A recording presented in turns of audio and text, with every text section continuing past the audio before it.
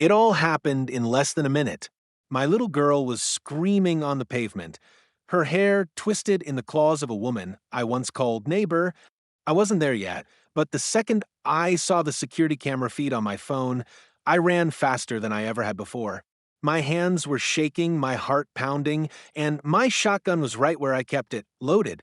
They say rage makes you blind, but I saw everything: her smirk, my daughter's blood, and in that moment, I swore I'd make her remember the sound of every single second she tried to steal from my child's life. Hey, everyone, before we start, tell me where you're watching from. Comment your city below, backhand index pointing down, and if you believe justice should never stay silent, make sure you hit that subscribe button. All right, now let's begin. This story isn't just about a mother's pain, it's about the line between patience and vengeance. My daughter, Emily, was born with cerebral palsy. Every step she takes is a victory, every smile is a miracle. But to some people, like Karen from our HOA, empathy is a foreign language. She hated how Emily moved too slow, took up space, or didn't fit the neighborhood image. That day, I came home 30 seconds too late. But those 30 seconds changed everything. What started as a peaceful afternoon turned into a war between a mother's love and a neighbor's cruelty. And trust me, by the end, this HOA queen was about to meet the real meaning of accountability. It was one of those soft spring afternoons where the sunlight felt warm but not heavy, and the neighborhood seemed almost too quiet. The kind of peace that feels temporary, like it's holding its breath before something awful happens. My daughter, Emily, was outside on the front porch, gently brushing her doll's hair. Her small hands trembled a little, but she smiled through it, determined as always. Every motion took effort, every movement was slow, but to her, it was joy. I remember standing by the window, watching her. She had these bright, pink ribbons in her hair that shimmered whenever the wind blew. That sight alone was enough to melt my heart. Emily was everything good in this world: gentle, patient, and endlessly brave. She had cerebral palsy, which made every step, every motion a test of courage. But to me, she wasn't disabled. She was a warrior who fought battles most people couldn't even imagine. Unfortunately, not everyone saw her that way. Across the street, Karen's garage door was open. She was in her usual royal blue HOA uniform, gold trim on the collar, clipboard in hand, and that judgmental squint she always wore like perfume. You could smell her disapproval from across the cul-de-sac. Karen loved order. She loved rules. She loved control. And more than anything, she loved being seen enforcing them. She'd find neighbors for leaving trash cans out 2 minutes past pickup time. She'd yelled at a delivery driver for parking too close to her mailbox. But for some reason, she saved her special brand of cruelty for Emily. That morning, when I was helping Emily down the porch steps for her short walk to the garden, Karen had stepped out with her dog, a tiny yappy Pomeranian named Princess. She gave me that tight smile that never reached her eyes. "Morning," I'd said, forcing politeness. "Morning," she replied, her tone sharp as glass. Her eyes flicked to Emily. You know, maybe she shouldn't be walking alone like that. It's dangerous. Someone could trip over her. I froze. The way she said it, like Emily was an obstacle, not a child. "She's fine," I replied, trying to keep calm. "She likes the fresh air." Karen smirked. "Sure.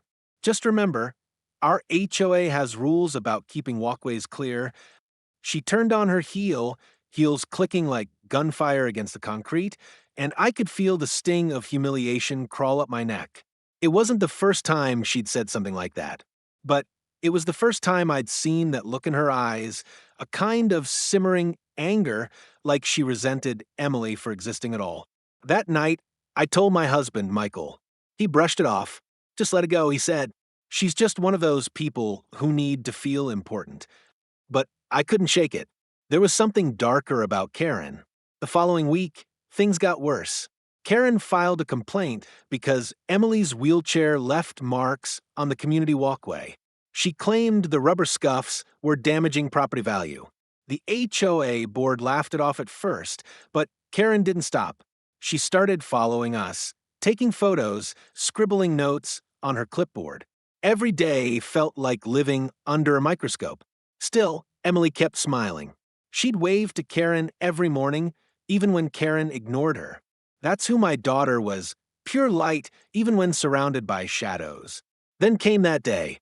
It started normally. I had gone to pick up a package from the post office. Michael was still at work, and Emily was playing in the front yard with her doll. The neighborhood was quiet, birds chirping, sprinklers running, until it wasn't. Karen's voice broke the silence. "I told you not to block the walkway." I wasn't there to hear it, but the neighbor across the street, Mrs. Hernandez, told me later that she'd seen it all. Emily had accidentally dropped her doll and bent down slowly to pick it up. Her little body moved at its own pace, delicate and deliberate. But to Karen, it looked like defiance. Karen stormed over, heels stabbing the pavement. "Get up," she yelled. "You're blocking the path again." Emily, frightened, tried to stand. Her knees wobbled. She whispered, I'm sorry," but Karen wasn't listening. She grabbed Emily's arm, yanking her upright. When Emily stumbled, Karen's anger exploded. "You people never learn," she screamed, and that's when it happened. Karen grabbed my daughter by the hair and dragged her across the pavement. Mrs. Hernandez said Emily's screams pierced the air, raw, panicked, helpless. Her doll hit the ground. Her ribbons tore loose. And Karen just kept pulling, shouting something about neighborhood image and disrespecting rules. That's when my phone buzzed. I was driving home, stuck at a red light, when I saw the alert from my door camera. It took me a second to process what I was seeing. On the small screen, I saw my daughter, my baby, being yanked by the hair, dragged like she was nothing, her body limp and terrified. I don't even remember the drive home. All I know is my vision blurred with tears and fury. My heart felt like it was tearing itself apart. By the time I turned the corner onto our street, I could still hear her crying. The sound of it didn't sound human. It sounded like pain itself had found a voice. I slammed the brakes, jumped out, and my shotgun, kept locked behind the front seat, was already in my hands. I wasn't thinking. I wasn't breathing.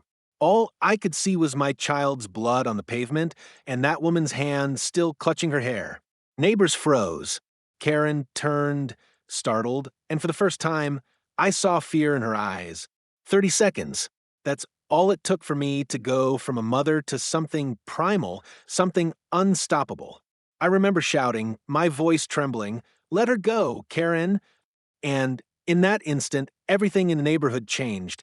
People peeked through blinds, phones started recording, and Karen, who had always been the queen of control, was suddenly speechless, her face pale, her hand shaking. Emily collapsed in my arms, crying so hard she could barely breathe. And as I looked up, I realized what Karen had really dragged wasn't just my daughter, it was every ounce of restraint I had ever had. Something in me broke that day, something that would never quite heal again. Because in that moment, under that sunlit street where everything once seemed normal, I stopped being afraid of Karen. And she finally learned to be afraid of me. The moment I stepped out of my car, everything went silent, that strange, heavy kind of silence that follows an explosion. The air smelled like grass and smoke from someone's barbecue down the street, but all I could taste was iron rage, disbelief. Karen froze mid-motion, her fingers still clutching strands of Emily's golden brown hair. My daughter's knees were scraped raw, her face streaked with tears and dirt. Her small hands trembled as she tried to pull away, whispering, "Mommy, Mommy," over and over. That sound, that one word, shattered me. I didn't feel my hands tighten around the shotgun's grip, but they did. I didn't plan to aim it. But the sight of my baby bleeding while that woman stood there unapologetic made my instincts take over. Let her go. I screamed again, this time louder, angrier, almost inhuman. Karen's eyes widened. She finally released Emily and stumbled backward. What are you doing?" she gasped, her voice quivering.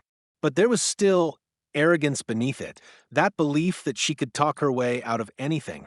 "What am I doing?" I snapped. "You dragged my daughter by her hair. You put your hands on a child, on my child."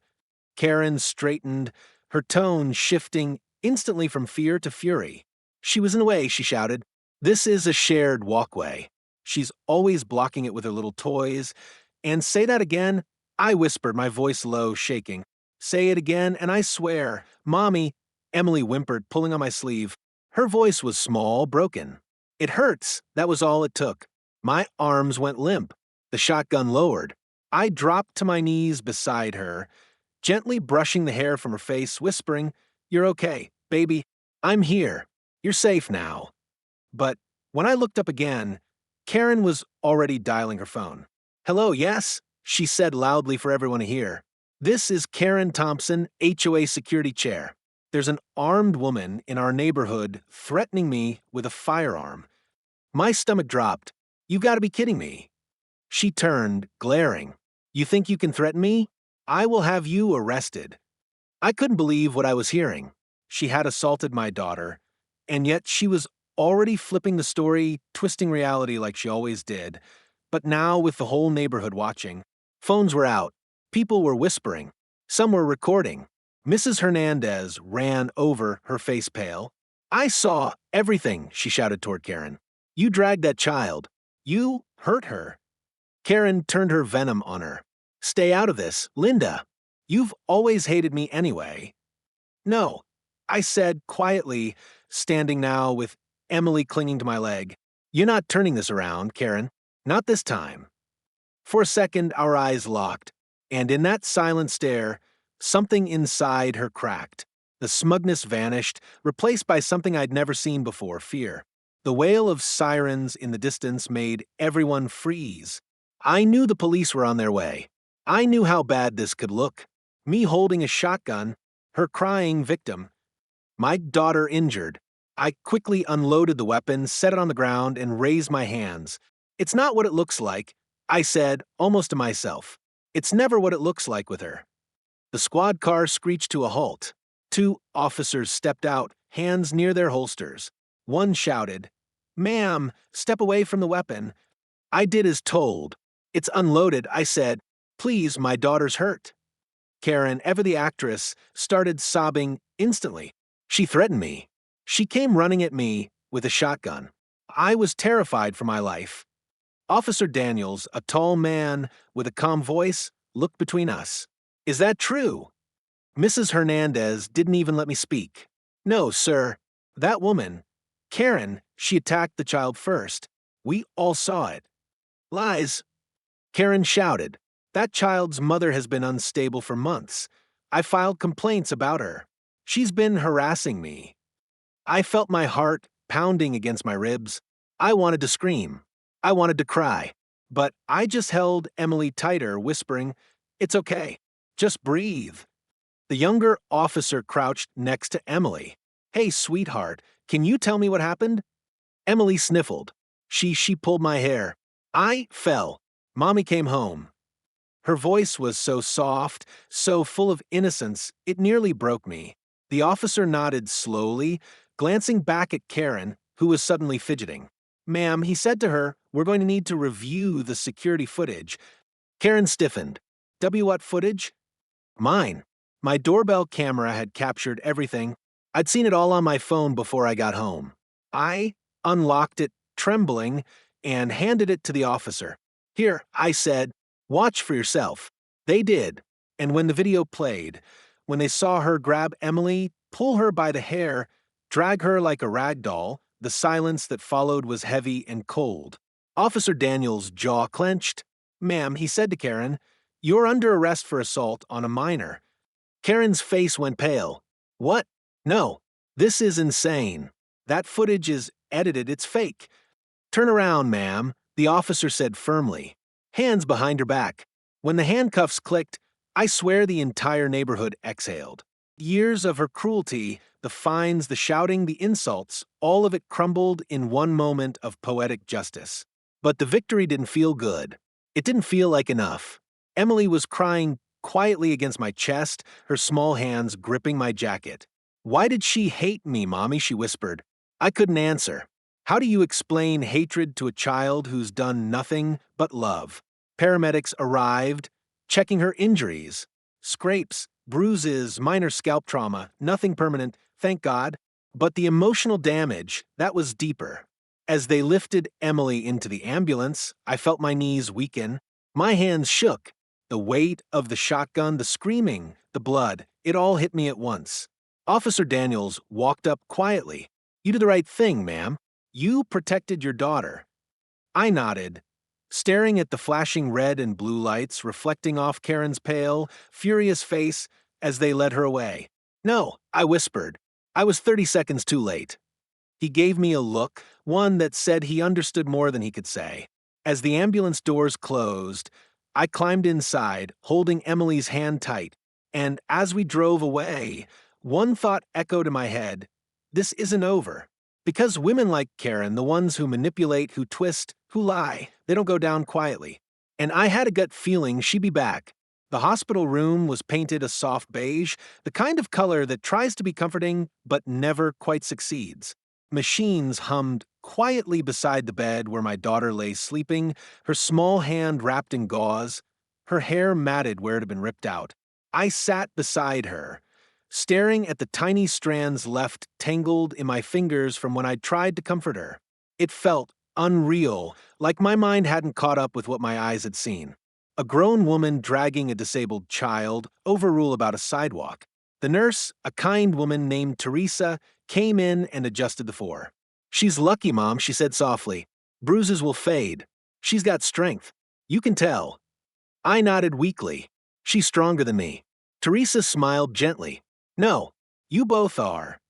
But as soon as she left, the strength I was pretending to have evaporated. I pressed my hands to my face and sobbed quietly, not just from anger, but from guilt. Because every mother's nightmare isn't just seeing her child hurt. It's knowing you couldn't stop it. When Michael arrived, he was pale, shaking. "I came as soon as I heard," he whispered, dropping his keys on the counter. "God, what did she do to her?" "She pulled her by the hair," I said flatly. "Dragged her, like she wasn't even human." He clenched his jaw, pacing. "And Karen's in jail?" "For now." He stopped and looked at me. "What do you mean, for now?" I took a deep breath. "She's got money, Mike. She's the HOA president's friend. She'll get a lawyer, spin her story, maybe even get sympathy from the board. You know how people are in this neighborhood." He sighed, rubbing his face. "We're not staying there anymore. I'll find us another place." But moving wouldn't fix it. This wasn't just about one attack. It was about how far people like Karen could go when no one stood up to them. The next morning, I woke up to chaos. My phone was buzzing nonstop. Texts, missed calls, notifications. When I opened the local news app, my stomach dropped. HOA board member arrested after altercation with neighbor's child. Gun found on scene. Community divided over alleged assault. And beneath those headlines, a blurry photo of me holding Emily, my face streaked with tears. The shotgun still on the ground behind me. They made it look like I was the threat. I scrolled through the comments, each one worse than the last. Why would she bring a gun around a kid? Probably just trying to get attention. We don't know what that disabled girl did first. I felt sick.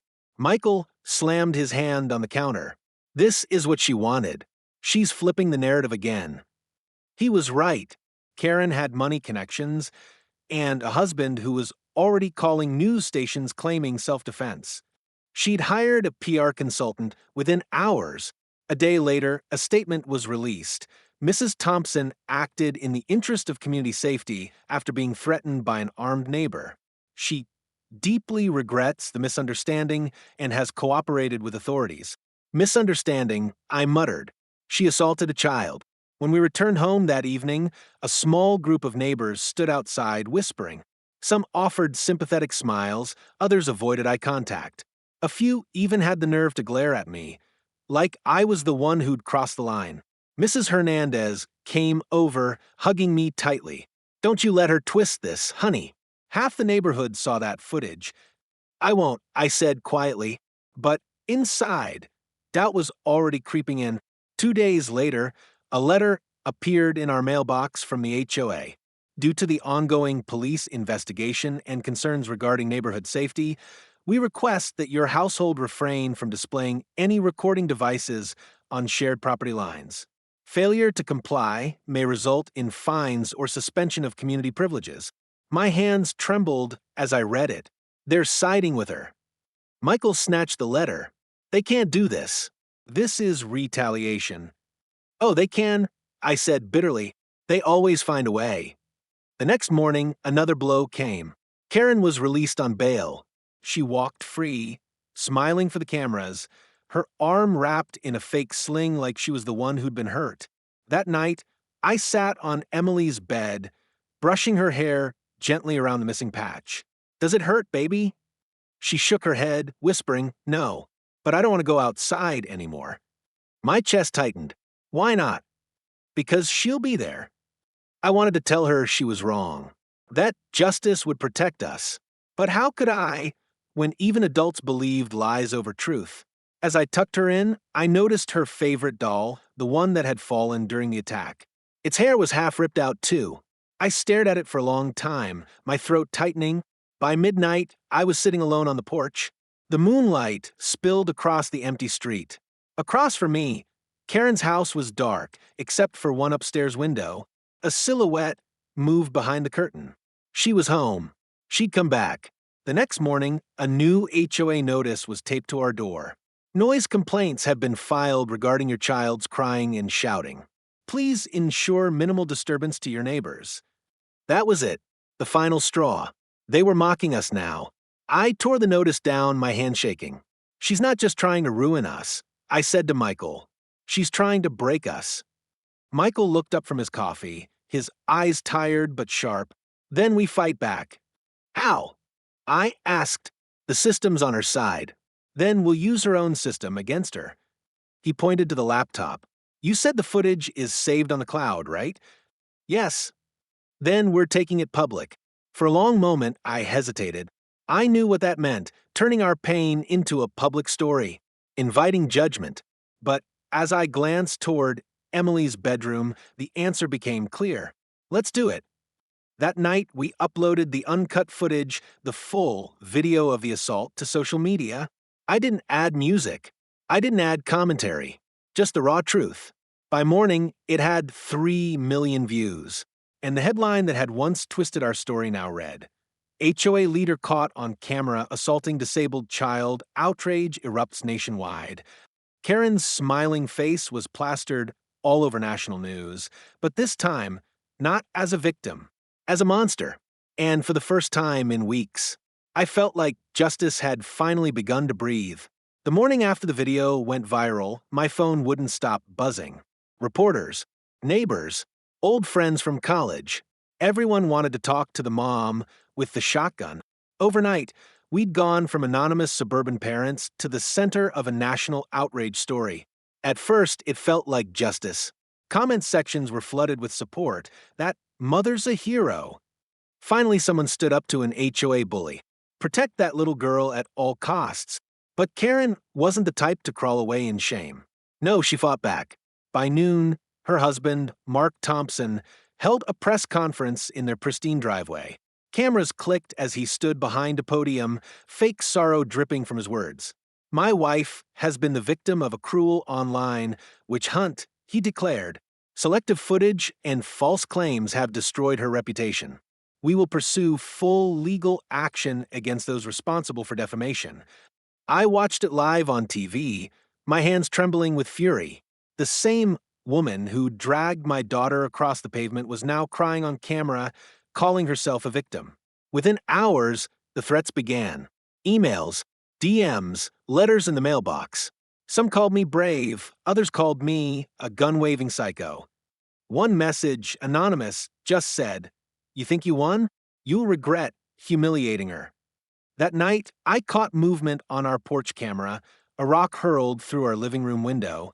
The note attached said, "Leave the neighborhood." Michael wanted to call the police, but I stopped him. They already think we're unstable, I said bitterly. They'll just write it off as neighborhood drama. He sighed, rubbing his temples. Then what do? We gather proof. Every threat, every message, every shadow that moves where it shouldn't, we document everything. Over the next few days, things spiral fast. Karen was suspended from the HOA, But she didn't disappear.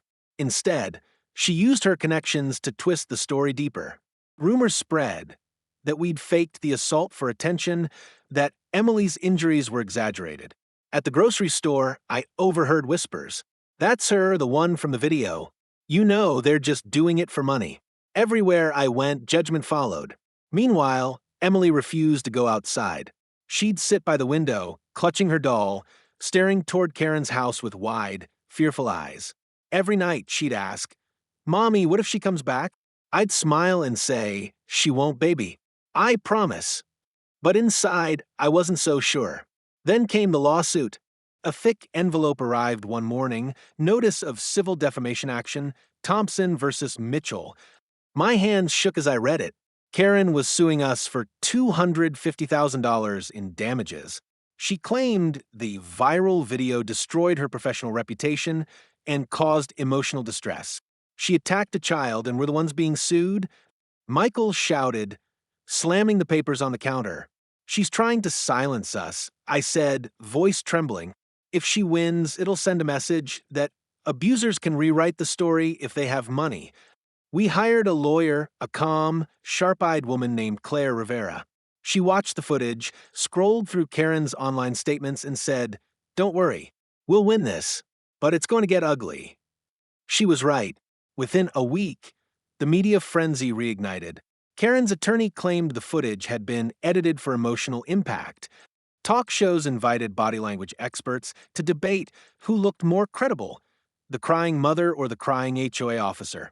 Every headline felt like a dagger. Did the viral mom go too far? Gun and grief. Suburban justice or vigilante rage? Even Emily's school got dragged into it. Parents whispered at drop-off. One mother emailed the principal demanding safety measures against unstable families. That night, I sat with Emily in her room as she drew with crayons. She was quiet, too quiet. When I looked closer, my chest tightened. She had drawn a stick figure of herself, and another one pulling her hair. I knelt beside her. "Sweetheart, what are you drawing?" She pointed. "That's the bad lady. She's back." I swallowed hard. "No, honey, she's not." But deep down, I felt it too, that chill that said the nightmare wasn't over. A few days later, I found proof. At 2:43 a.m., my security app pinged. Someone was at our fence. I opened the feed, and there she was, Karen, standing at the edge of our property, half hidden in the shadows, her face pale and blank. She stared straight into the camera for 10 whole seconds and then walked away. I called Claire first thing in the morning. "That's a violation of her restraining order," she said sharply. "Forward the footage. I'll have the police handle it." But when officers arrived, Karen denied it, claimed she'd been walking her dog. No charges, no justice, just another warning that the system bent for people like her. By the end of the week, the stress was suffocating. I barely slept. Every creak of the house felt like footsteps. Every shadow felt like a threat. Then, one evening, as I was putting Emily to bed, she whispered, "Mommy, why don't we just make her stop?" I froze. "What do you mean?" Her voice trembled. "You had the gun that day. Why didn't you use it?" My breath caught. "Emily," I whispered, tears burning my eyes, "we don't hurt people, even when they hurt us." She looked down. "But she still wins." That sentence haunted me for days. Because deep down, part of me agreed. But that was before the final blow, before I realized Karen wasn't done attacking us publicly. One morning, a package arrived on our doorstep. Inside was a printed photo of Emily walking to the mailbox. On the back, scrawled in red marker, were the words, "You should have left when you had the chance." I felt something inside me snap. For months, I tried to fight clean, to play by the rules. But this was war now. And this time, I wasn't going to be 30 seconds late. By the time Friday came, the fear had turned into something else, something colder, heavier. Every window felt like an open target. Every passing car made my stomach twist. Even the wind against the house sounded like whispers. I had always believed that truth protects you, that when you're right, the world will see it. But I was learning, painfully, that truth doesn't always matter. Power does. And Karen had plenty of that. It started that morning. My lawyer, Claire, called. They're filing an injunction, she said grimly. They want the viral video removed from every platform. If it stays up, they're claiming you're violating her privacy rights. I froze. You mean the footage of her dragging my daughter? Yes, the footage that proves everything. They're calling it harassment. I laughed bitterly, though it came out more like a gasp. She publicly humiliated herself. How can she? She's using the law to drain you, Claire interrupted. That's her game. She knows you'll run out of money before she runs out of spite. I looked around the kitchen, half the blinds still taped from the broken glass, the dishes unwashed, the smell of burnt coffee lingering. My home used to feel safe. Now it felt like a cage. After the call, I went outside to breathe. The sky was gray, heavy with rain clouds. Across the street, Karen's house stood silent. Perfect, polished, and poisonous. But something was different today. Her American flag, usually flying proudly, hung limp and torn, like even the air had stopped respecting her. Mrs. Hernandez came out from her driveway, holding her mail. "You okay, sweetheart?" she asked softly. I forced a smile, just trying to remember what peace feels like. She sighed. People like her. They don't stop until someone stops them. Her words echoed in my mind long after she went inside. That night, Emily couldn't sleep. She tossed and turned, whispering, "She's outside again." I brushed her hair and said, "No one's outside, baby. Mommy's here." But something made me glance toward the window anyway, and my blood ran cold. A light flickered from across the street, Karen's porch light. Then the faint glow of a phone screen pointed straight at her house. She was recording us. Again, I pulled out my phone, shaking with fury, and hit record. I opened the front door. "Karen," I shouted into the night, "put that camera down." The phone dipped slightly, then her face appeared behind it, smirking, calm, deliberate. "I'm documenting your threats, darling," she called. "After all, it's public property. You came after my child." I yelled, stepping onto the porch. "And you came after my reputation," she shot back. "Seems fair, doesn't it?" I clenched my fists. "You're sick." She tilted her head, almost amused. "You know, people used to respect you. Now they just pity you." My breath came faster. "You don't get to say her name. You don't get to breathe near her again." Karen smiled faintly, the kind of smile that cuts. "Oh, I already have everything I need. You yelling at me like this? It's all on camera." Poor, unhinged mother. Armed, unstable, dangerous. "You're handing me my case." For a split second, my vision blurred red. My hand trembled near the doorframe, where Michael's old baseball bat leaned. And for the first time, I understood what real rage felt like, the kind that hums under your skin, the kind that makes you forget your own name. But then, from behind me, I heard a small voice. "Mommy." Emily was standing in the doorway, eyes wide, clutching her doll. She was trembling, confused, scared. That one word, her voice, snapped me back from the edge. I turned, dropped the bat, and pulled her close. "It's okay, baby," I whispered, though my voice cracked. "Go back inside." Karen lowered her phone, satisfied. "That's what I thought," she said, turning back toward her house. "You don't have the courage to finish what you started." And she disappeared behind her door. That night, I sat in the dark with Michael, the glow of the security feed flickering on the TV. "She's trying to make you snap," he said. "That's what she wants. One wrong move, and you lose everything." I stared at the screen. Karen's front porch empty, her door closed, her flag limp. "I already lost everything," I whispered. "My peace, my child's sense of safety, my faith in the system." Michael reached for my hand, squeezing it gently. "Then let's rebuild it our way." "How?" I asked hollow. He looked at the monitor. "By showing the world who she really is." Again, but not just a clip this time. The whole story. That night, we started compiling everything, every message, every photo, every police report, every camera feed. Claire helped us build a full timeline of harassment and retaliation. It wasn't revenge. It was evidence. When the local station called for an interview, I agreed. I didn't wear makeup. I didn't smile. I just told the truth, plain and raw. She didn't just hurt my daughter, I said. She tried to make us disappear. But we're still here. The segment aired 2 days later. The response was explosive. Parents, advocates, and disability rights organizations shared it nationwide. The pressure mounted. Karen's attorney quit within a week. The HOA board suspended her indefinitely. Sponsors cut ties with her husband's company. And just like that, the empire she'd built on fear began to crumble. But even victory came with shadows. One night, around 11:30 p.m., I stepped outside to check the mail. The street was empty. The moon was bright.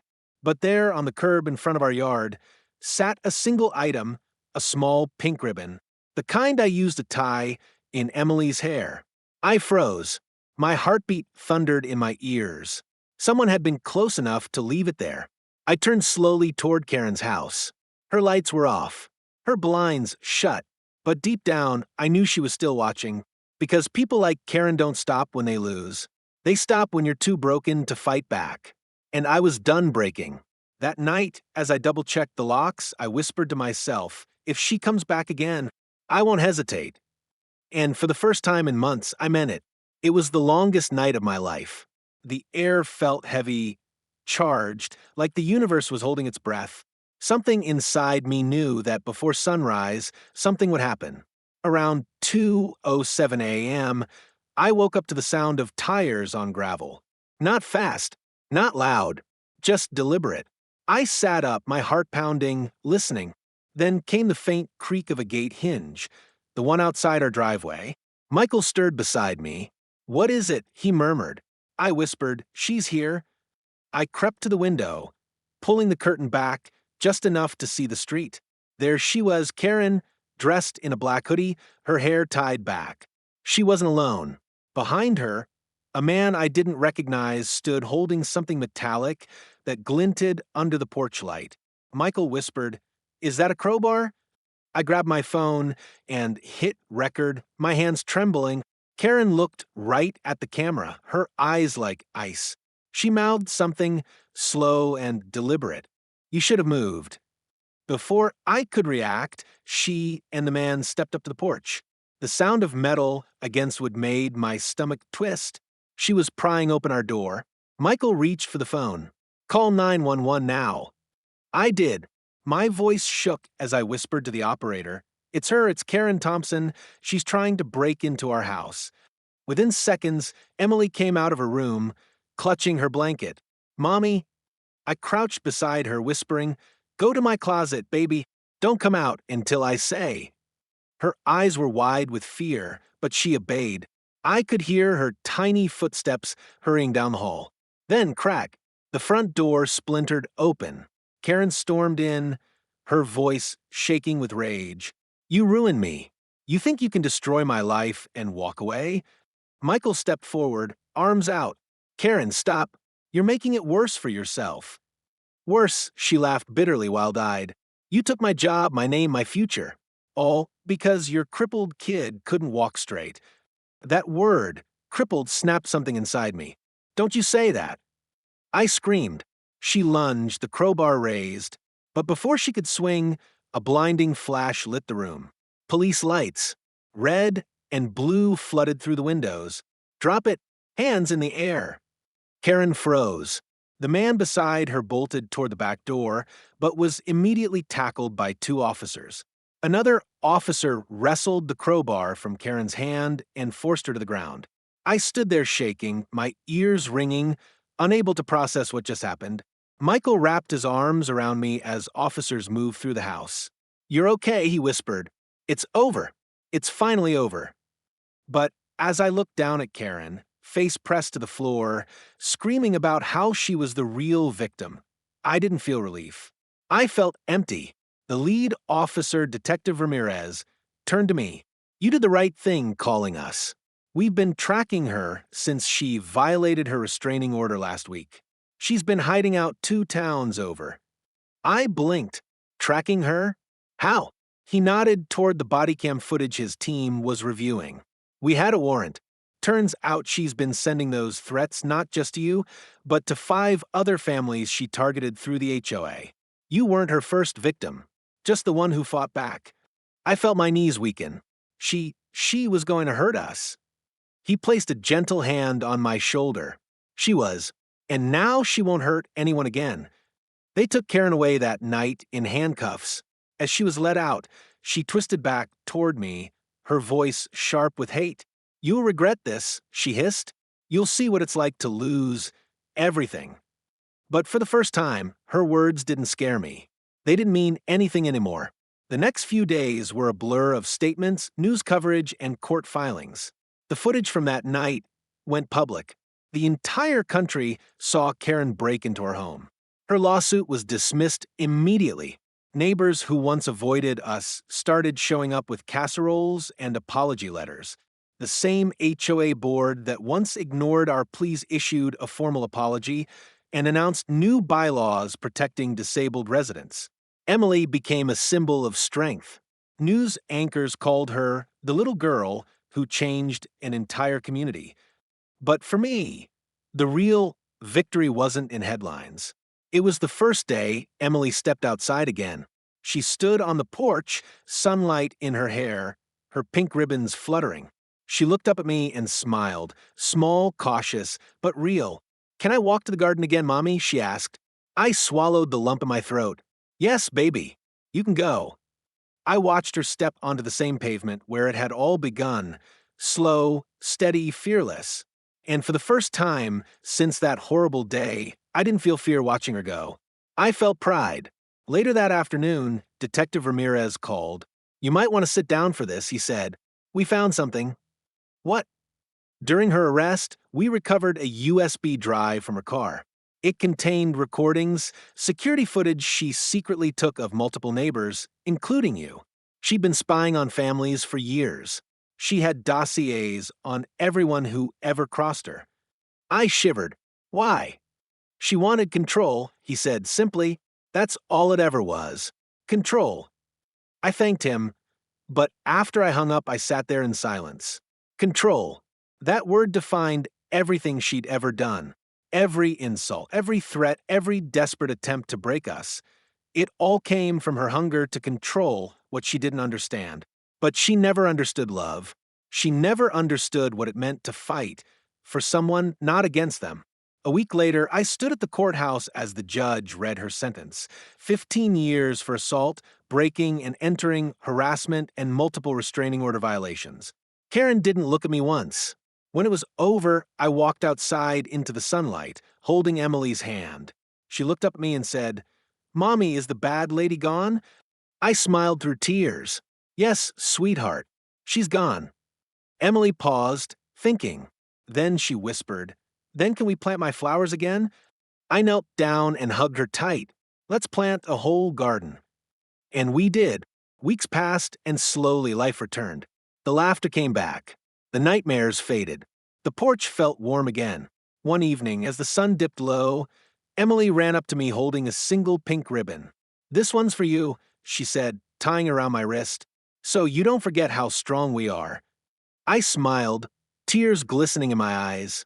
I'll never forget. Because that's the thing about evil, it thrives in silence. But once you stand up to it, once you face it head on, it loses its power. Karen taught me that. And my daughter? She taught me what real strength looks like. If you're watching this and you've ever been bullied, silenced, or made to feel small, don't stay quiet. Stand up. Speak out. Because sometimes justice doesn't arrive on its own.